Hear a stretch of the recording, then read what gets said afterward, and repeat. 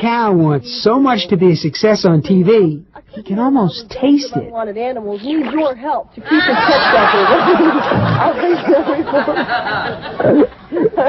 the laughing. Come over here. Okay. 3, 2, 1. A Clinton man who houses dozens of unwanted animals. One thing's for sure, put pets on TV, and they'll always try to steal the show. Or at least some of the equipment. This TV reporter learned the bare facts the hard way. The Ted's owner says when Ted's wrestling, he's not fighting.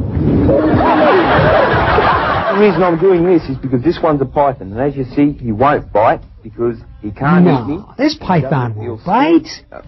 He doesn't feel, I don't scare him, so he won't bite. And he Not hasn't unless got you venom. happen to have a That's shaving python, cut but it's very and he smells difficult blood.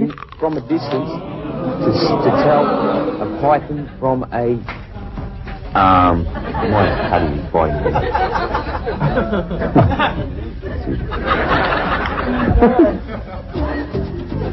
But once the broadcast day is over, it's nice to know that working with animals was all worth it in the end.